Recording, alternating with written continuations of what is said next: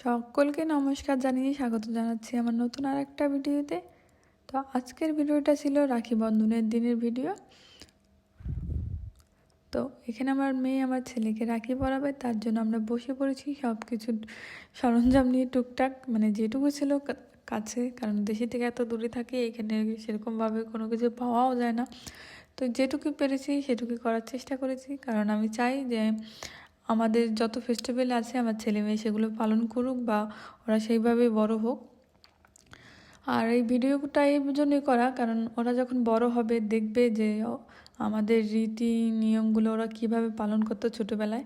এই জন্য এই ভিডিওটা করে আমি সোশ্যাল মিডিয়াতে রেখে দিই, কারণ টাইমলাইন হিসাবে থেকে যাবে। আর এখানে প্রথমে তো আমার ছেলেকে বরণ করে নিল, আর তারপরে এখানে রাখি পরানোর পালা। তো এই রাখিগুলো আমি দেশের থেকে গত বছর আনিয়েছিলাম, মানে ওর পিসিমণি পাঠিয়েছিল ওদের জন্য। তো গত বছর তো আস্তে আস্তে অনেকটা লেট হয়ে গেছিলো, তা আর পড়াতে পারিনি, এই জন্য এবছর পড়াচ্ছে। আর এখানে আমার মেয়ে তো মানে তুত্তুর তুত্তুর করতেই আছে, মানে এত নড়াচড়া করে। তারপর বেঁধে দিল। আর এখানে মিষ্টিমুখ করার জন্য আমি পায়েস রান্না করেছিলাম। আর এখানে হচ্ছে বোম বোম বলে, এটা মানে চিনগামের মতো যেটা, ওটা আর কি আমার মেয়ে প্রথমে আমার ছেলেকে খাইয়ে দিল, তারপর আমার ছেলেও মেয়েকে খাইয়ে দিল। আর এখনও পায়েসের পালা, আর পায়েস আমার ছেলে পছন্দই করে না, দেখলেই বুঝতে পারছেন যে ও মিষ্টি একদমই পছন্দ করে না। তারপর যাই হোক মিষ্টিমুখ করানো হয়ে গেল, এখন হচ্ছে মেয়ের পালা। আর এখানে ঠিক আমার ছেলেও আমার মেয়েকে বরণ করে নিচ্ছে।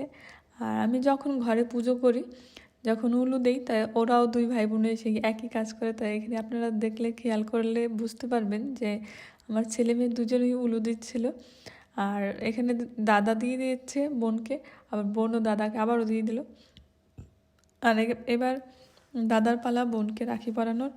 তো প্রথমে তো বাঁ হাত দিচ্ছিলো, আমি বললাম মা বাঁ হাত না ডাইন হাত দাও, তারপর আর কি ডাইন হাতটা দিল। তো ওরা তো এখনও অনেকটা ছোট, সেরকমভাবে বোঝেও না। আর এটাই আর কি, এটা ওরা দেখবে যখন বড় হয়ে, তখন অনেকটা ভালো লাগবে যে আমরা এরকম ছিলাম ছোটোবেলায়, এরকম করতাম, আমার মা এরকম করাতো, বা আমাদের রীতি নিয়মগুলো এরকম ছিল। এগুলো আমাদের ছেলেমেয়ের জানার অনেকটা প্রয়োজন, কারণ আমরা যেহেতু দেশের থেকে অনেকটা দূরে থাকি, এগুলো ওদের জানানো বোঝানো অনেকটা দরকার আমি মনে করি যেটা। তো যাই হোক, তারপরে এখানে আমার মেয়েকে বেঁধে দিল।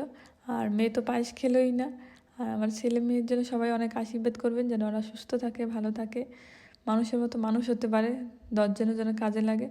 তো এই পর্যন্তই, সবাই ভালো থাকবেন।